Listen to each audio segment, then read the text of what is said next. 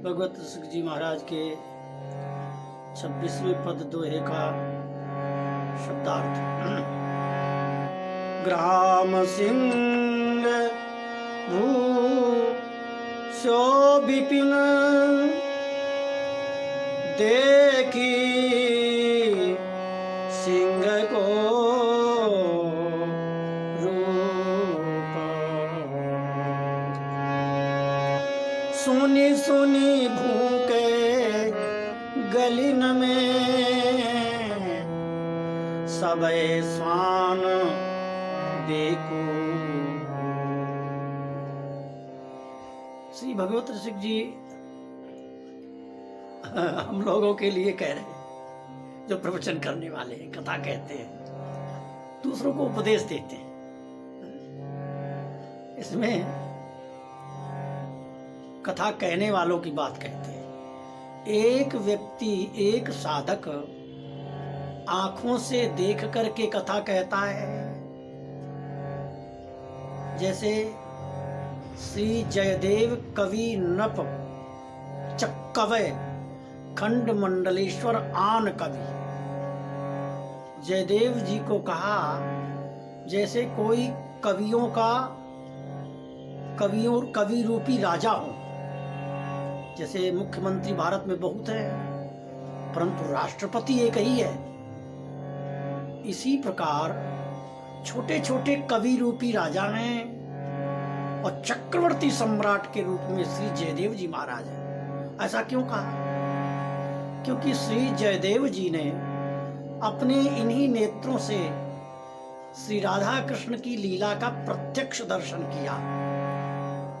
यहां तक उनके पदों की रचना के मध्य में साक्षात भगवान श्री कृष्ण ने मम श्रेयस मंडनम देहि में पद पल्लव मुदारम, ऐसा शब्द अपने हाथों से लिखा। बहुत बड़ी बात है ये। तो एक तो कवि मन को, बुद्धि को केंद्र बना करके कवि कविता करता है, और एक आंखों से देख करके सचित्र चित्रण करता है। तो दो प्रकार के कवि और कथावाचकों की बात कहते हैं श्री भगवत ऋषिक जी।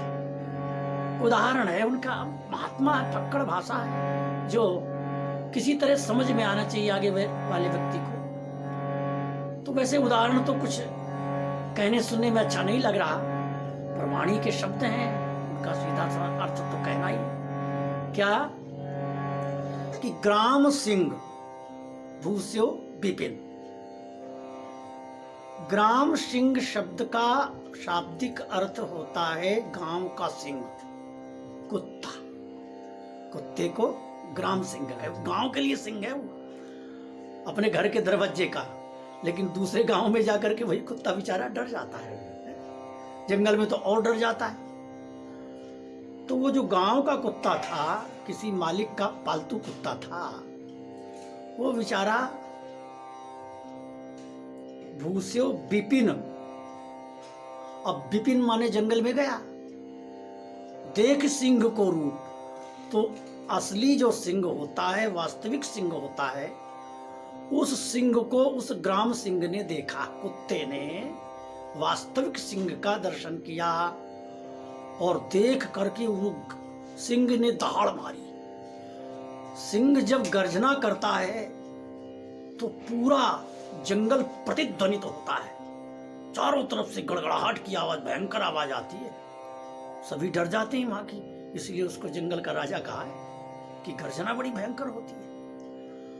तो सिंह की गर्जना भी सुनी और आंखों से देखा भी।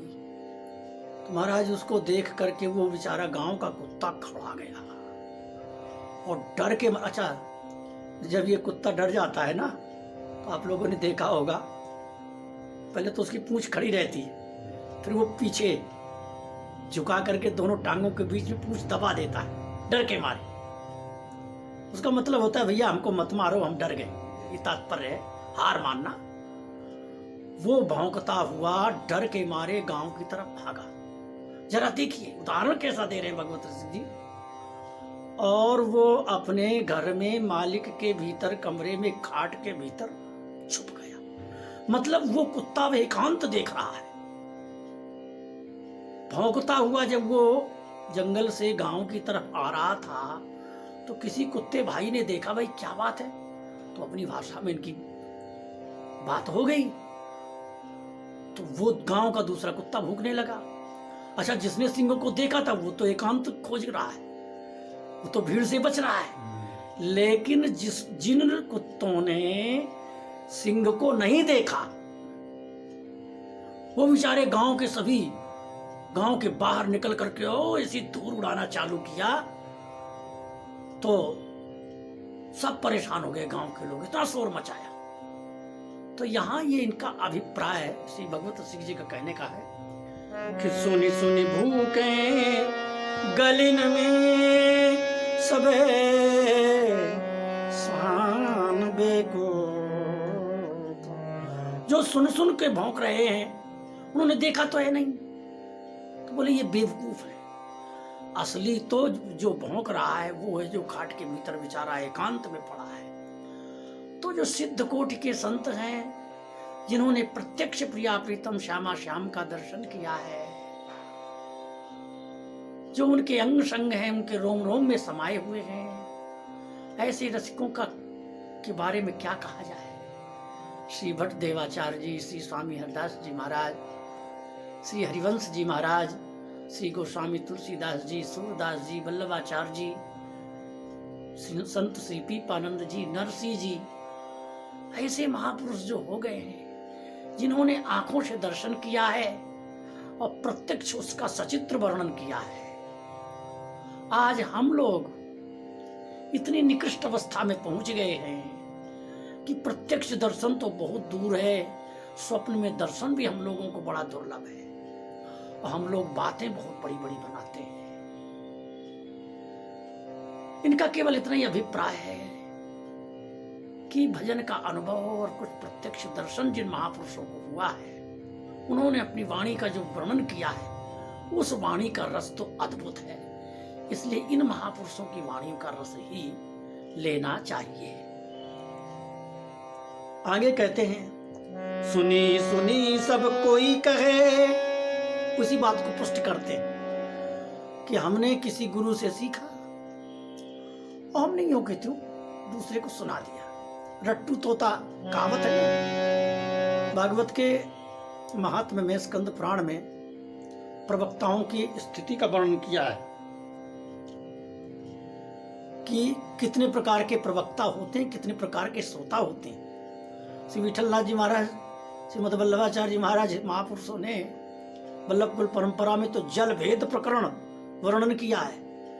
हमारे बिहारिंदेव जी महाराज ने तो जल भेद वर्णन किया कि एक जल खारी होता है, एक मरमरा होता है, एक थोड़ा मीठा होता है, एक खरखरा होता है, एक नदी का जल होता है, एक समुद्र का जल होता है, एक स्वच्छ गंगा जी का बिल्कुल निर्मल जल होता है। तो जैसे ही जल होते हैं ऐसे ही कथावाचक भी होते हैं, प्रवक्ता भी होते हैं, रजोगुणी, सतोगुणी, तमोगुणी, त्रिगुणातीत सिद्धावस्था में प्राप्त।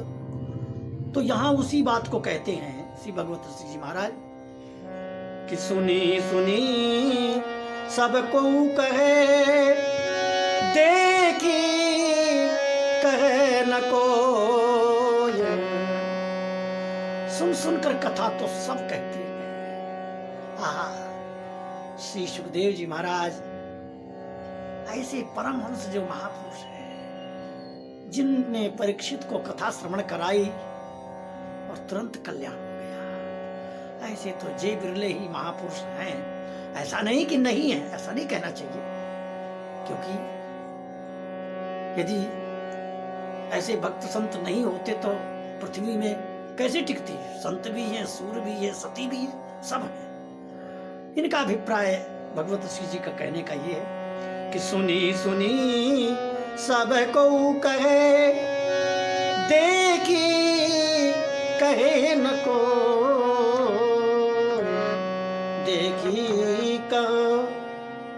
देखी का भगवत रसिक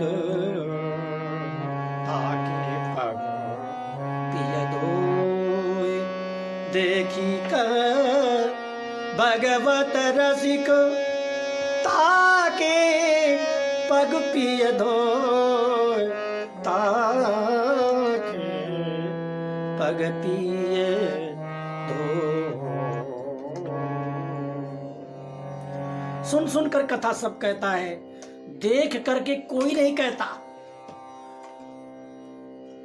कुछ लोग तो बनावटी भी बना लेते कि हमने देखा, लेकिन देखने वालों की स्थिति का वर्णन पूर्व में कर दिया कि उसके हृदय की स्थिति, उसके बोलने का, चलने का, बैठने का पूरा तरीका ही अलग हो जाता है। भागवत में इतने गुण जामे सो संत में, संत के लक्षण का वर्णन किया है।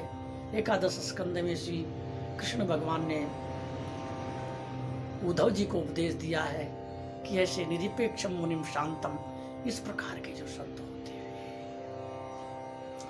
जब तक भगवान के नाम रूप लीला का प्रत्यक्ष दर्शन, साक्षात दर्शन होने पर देह की सुधि विस्मृत हो जाती है। हमारे एक पंडित बाबा रामकृष्ण दास जी थे, वृद्धावस्था में नित्य प्रति बाल्यावस्था के संत थे, बहुत अच्छे पढ़े लिखे भी थे, गौड़िया संप्रदाय के सिद्ध कोटि के संत थे।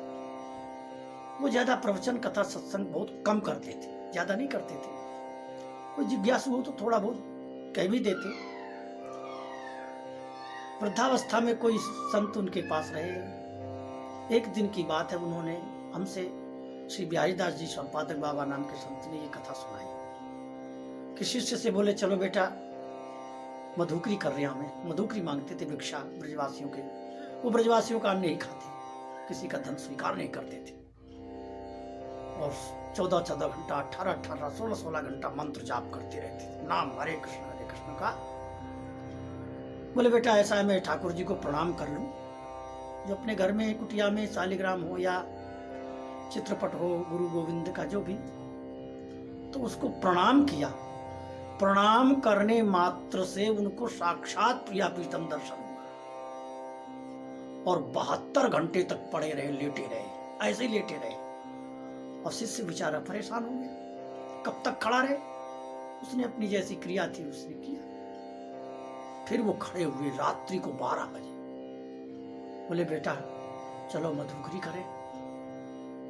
अरे बोले गुरुजी अब तो रात्रि हो, थोड़ा कम दिखाई देने लगा था बुढ़ापे में, तो शिष्य का सहारा लेकर के भिक्षा मांगने जाते थे। मधुकरी का अर्थ होता है 7-8 घरों से रोटी मांग लाना, एक एक आधी आधी, इसको मधुकरी कहते हैं, मधुकर की वृत्ति। तो उसने कहा गुरुदेव अब तो रात्रि के 12 बजे है। अरे बेटा हमने तो प्रणाम किया है ठाकुर जी को। ये है प्रत्यक्ष दर्शन का ऐसा प्रभाव होता है, देह सुधि विस्मृत हो जाती है। तो भगवान की लीला कई प्रकार की होते हैं, दर्शन कई प्रकार का अनुभव होता है। एक स्वप्नांतर का होता है, एक भजनांतर का होता है, एक आवेश रूप में कुछ नाम का प्रकाश होता है, एक साक्षात प्रत्यक्ष दर्शन होता है। जब एकदम पूर्ण रूप से जब दर्शन होता है तो प्रत्येक साधक उसको सहन भी नहीं कर पाता। लेकिन प्रभु इतने करुणा में होते हैं कि जैसे हम लोगों के चित्त का प्रकाश होता है, जैसा उज्जवल हृदय होता है, उसी प्रकार की झांकी भी प्रभु दर्शन देते हैं। देखी कह भगवत रसिकता के पग पिए धोए। ऐसो जो देख करके वर्णन करता है कि मैंने देखा बेटा, क्या सुंदर जुगल का रूप है बेटा, ऐसा भजन करो। तो जब गुरु लोग अपने शिष्य से भजन कराते हैं, गुरु की इच्छा होती है कि शिष्य को भी श्री जी की कृपा हो, तो जब वो आशीर्वाद देता है और भजन कराता है, साधना और कृपा का आश्रय बताता है, तो आश्रय भी मिलता है। इसलिए कहते हैं जिसने प्रत्यक्ष देखा उसके चरणों को धोकर पी जाने का मतलब है उसकी आज्ञा मानो। धोकर पीने का मतलब ये नहीं है कि रोजाना तो गुरु जी का चरण धोकर पीते हैं और फिर शाम तक लड़ाई भिड़ाई दंगा होता है, तो ऐसा नहीं है। धोकर पीने का तात्पर्य यह है कि उनकी आज्ञा मानो। बोलो वृंदावन बिहारी लाल की जय। जय श्री राम।